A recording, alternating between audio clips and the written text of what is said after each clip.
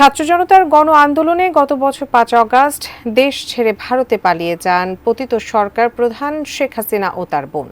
এর আগেই দেশ ছাড়েন শেখ পরিবারের সবাই। এর ৭ মাসের মাথায় হাসিনা সহ শেখ পরিবারের বেশ কয়েকজন সদস্যদের উপর দেশ ত্যাগে নিষেধাজ্ঞা দিল আদালত। একই সাথে তাদের সম্পত্তি জব্দেরও আদেশ দেওয়া হয়েছে। মোহাম্মদ সোহাগ বিশ্বাসের রিপোর্ট। রূপপুর পারমাণবিক বিদ্যুৎ কেন্দ্র নির্মাণের নামে বিপুল অর্থ লোপাটের অভিযোগ থাকায় ছাত্র জনতার আন্দোলনে ভারতে পালিয়ে যাওয়া শেখ হাসিনা ও তার পরিবারের সদস্যদের বিদেশ গমনে নিষেধাজ্ঞার আদেশ দিয়েছে আদালত। অবশ্য এই নিষেধাজ্ঞার আগেই ৫ আগস্ট শেখ হাসিনা দেশ ছেড়ে ভারত পালিয়ে গেছেন। নিষেধাজ্ঞা পাওয়া অন্যান্যরা হলেন তার ছেলে সজীব ওয়াজেদ জয়, মেয়ে সাইমা ওয়াজেদ পুতুল, তার ছোট বোন শেখ রেহেনা, শেখ রেহেনার মেয়ে টিউলিপ সিদ্দিক, আজমিনা সিদ্দিক ও রেজওয়ান মুজিব সিদ্দিক। মঙ্গলবার দুদকের আবেদনের প্রেক্ষিতে ঢাকা মেট্রোপলিটন সিনিয়র স্পেশাল জজ আদালত এই আদেশ দেন।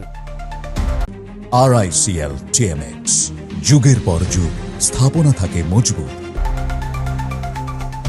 আবেদনে বলা হয়, সংশ্লিষ্টদের বিরুদ্ধে রূপপুর পারমাণবিক বিদ্যুৎ কেন্দ্র নির্মাণের নামে প্রায় ৫৯,০০০ কোটি টাকা আত্মসাতের একটি অভিযোগ দুর্নীতি দমন কমিশনে অনুসন্ধানাধীন রয়েছে।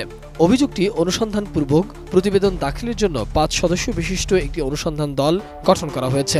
অভিযোগ সংশ্লিষ্ট ব্যক্তিরা সপরিবারে গোপনে দেশ ত্যাগ করার প্রচেষ্টা চালাচ্ছে। তারা দেশ ত্যাগ করে বিদেশে পালিয়ে গেলে অভিযোগ সংশ্লিষ্ট গুরুত্বপূর্ণ রেকর্ডপত্র প্রাপ্তিতে ব্যাঘাত সৃষ্টি হবে। তাছাড়া সার্বিক অনুসন্ধান কাজে বিঘ্ন সৃষ্টিসহ সমূহ ক্ষতির কারণ রয়েছে। তাই অভিযোগ সংশ্লিষ্ট নিম্নবর্ণিত ব্যক্তিবর্গের বিরুদ্ধে আনিত অভিযোগের সুষ্ঠু অনুসন্ধান কার্যক্রমের স্বার্থে তাদের বিদেশ গমনে নিষেধাজ্ঞা প্রদান করা একান্ত প্রয়োজন। এই যে সম্পদ ব্যবস্থাপনার জন্য একই সাথে রিসিভার নিয়োগেরও আদেশ দেওয়া হয়েছে। আমরা সেই আদেশগুলো বিস্তারিত জেনে আপনাদেরকে আরও যদি আপনাদের কোনো বিষয় জানার থাকে আমরা আপনাদেরকে পরবর্তী সময়ে জানাতে পারব। এদিকে ভারত পালিয়ে যাওয়া সাবেক প্রধানমন্ত্রী শেখ হাসিনা ও তার পরিবারের সদস্যদের ধানমন্ডির সুধা সদন সহ কিছু সম্পত্তি জব্দের আদেশ দিয়েছে আদালত। জব্দ হওয়া সম্পত্তির মধ্যে জয় ও পুতুলের নামে থাকা ধানমন্ডির আবাসিক এলাকার ১৬ কাঠা জমিসহ সুধা সদন ও ধানমন্ডি আবাসিক এলাকার গৃহায়ন ও গণপূর্ত মন্ত্রণালয়ের লে আউট প্ল্যানের 0.2640 একর ভূমিতে যাবতীয় ইমারতাদিও রয়েছে।